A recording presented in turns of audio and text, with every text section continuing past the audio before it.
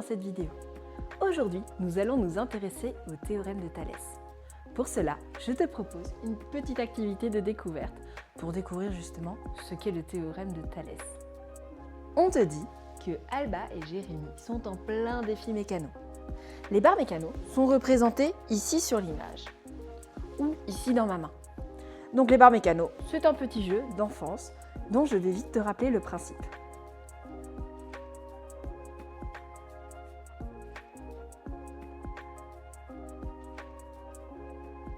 On te dit donc que Alba et Jérémy sont en plein défi mécano. Chacun doit réussir à construire la structure la plus stable. Jérémy a déjà positionné la barre BC. Donc, comme ici, dans notre modèle réel. Et on te dit que Alba doit positionner la barre DE. Donc ici, il ne lui reste plus qu'à positionner l'extrémité E. On sait déjà où se trouvera l'extrémité D. Et elle doit positionner pour que le segment DE et le segment BC soient parallèles, sinon elle ne gagnera pas le point. Je vais t'afficher en plus grand la situation pour te laisser réfléchir.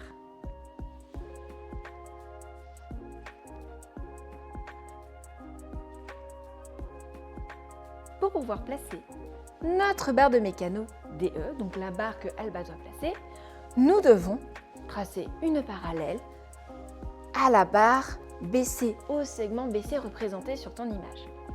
Donc, pour cela, nous allons faire glisser notre équerre parallèlement à BC jusqu'à ce que celle-ci soit alignée avec notre petit point D, mais également avec un des autres points de cette barre mécano.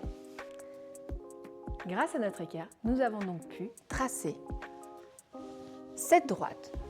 Et donc, nous pouvons maintenant placer notre autre extrémité de la barre mécano qui s'appelle, je te le rappelle, E, car Alba doit placer la droite D, E. Bien, maintenant, déterminons ensemble ce que nous pouvons constater concernant cette image, cette construction que nous venons de réaliser.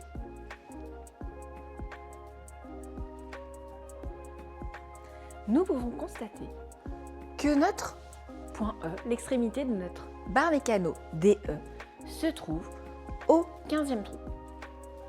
Donc en effet, si nous observons dès le début, nous voyons que dans un premier temps,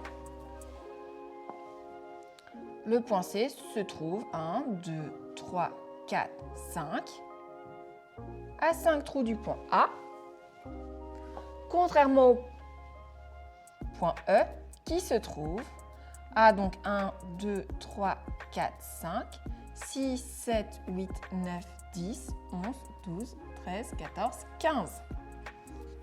Et il se trouve donc à 15 trous du point A.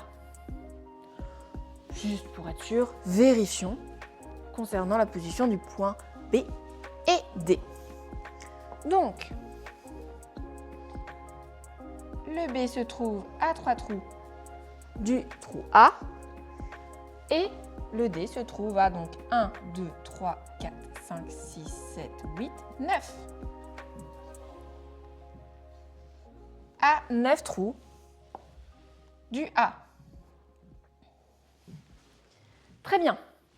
Nous pouvons donc noter que constates-tu l'extrémité E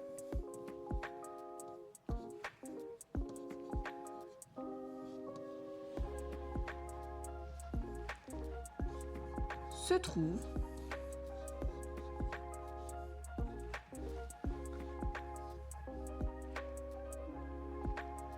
à 15 trous du trou A.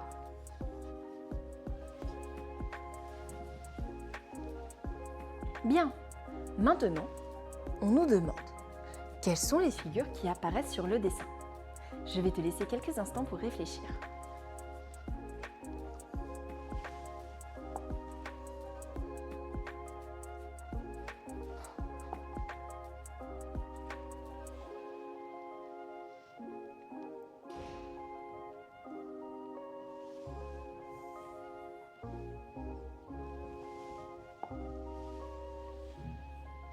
En effet, il apparaît qu'il y a 2 triangles qui sont formés sur ce dessin. Nous pouvons donc noter 2 triangles. Ensuite, comment sont ces figures? Pour cela, repense bien au chapitre que tu as vu précédemment. Si tu n'as pas encore vu, va voir les vidéos précédemment publiées.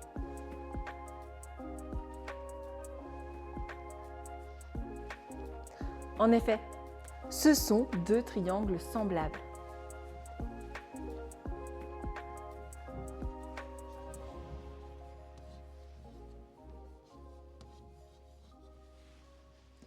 Je vais te rappeler tout de suite ce que sont 2 figures semblables.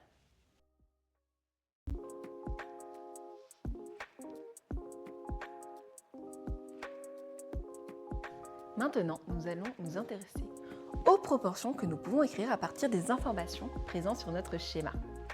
Je te le rappelle, des proportions sont des égalités de rapport. Je vais te laisser réfléchir pour écrire une égalité de rapport, donc de 2 rapports, qui nous donnerait la même valeur.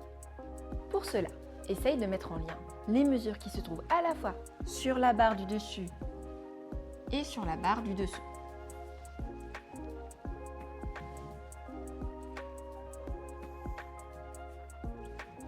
En effet, nous pouvons écrire une première égalité de rapport en regardant à la fois sur la première barre et sur la barre du dessous. Donc, si nous regardons, je vais l'écrire après, 5 et 3. Nous pouvons écrire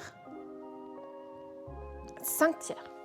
Il devrait te sauter aux yeux que nous obtenons également cela. Lorsque nous divisons 15 par 9, si nous simplifions, nous avons également 5 tiers. Mais donc c'est une première égalité de rapport que nous pouvons écrire. En effet, nous pouvons écrire que la longueur du segment AC divisé par la longueur du segment AB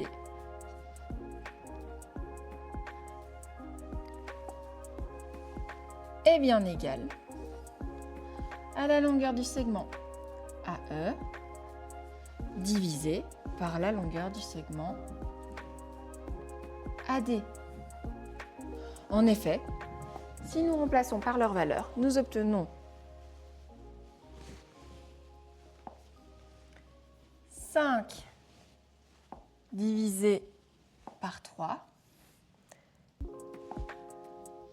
égale à 15 divisé par 9. Étant donné que 15 et 9 sont tous les deux divisibles par 3, si nous simplifions cette fraction, nous obtenons également 5 tiers.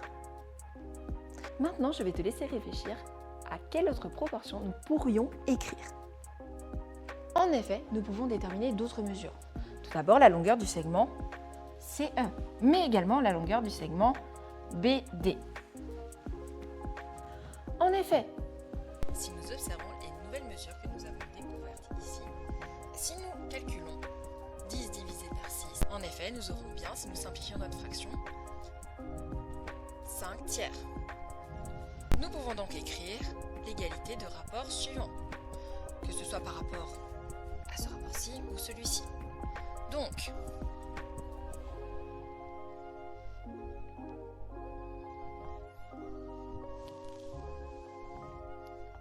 la longueur du segment AC divisé par la longueur du segment BC égale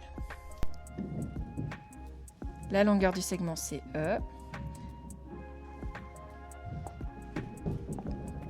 divisé par la longueur du segment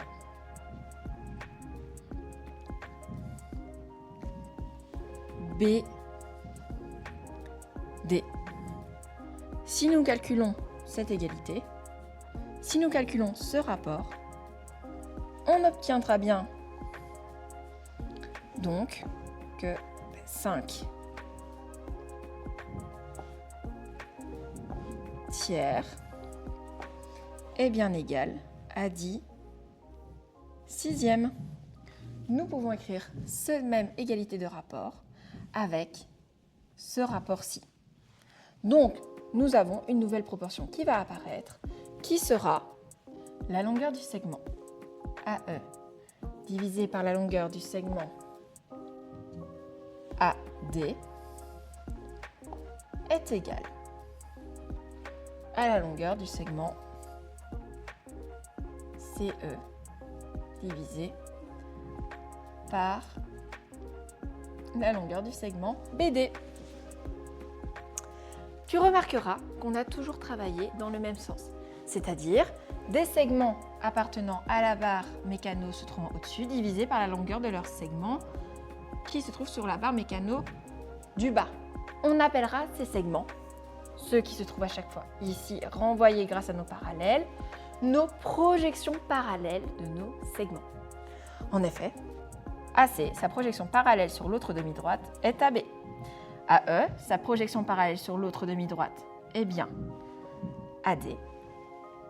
Et CE, sa projection parallèle sur l'autre droite en suivant les droites parallèles ici, est bien BD.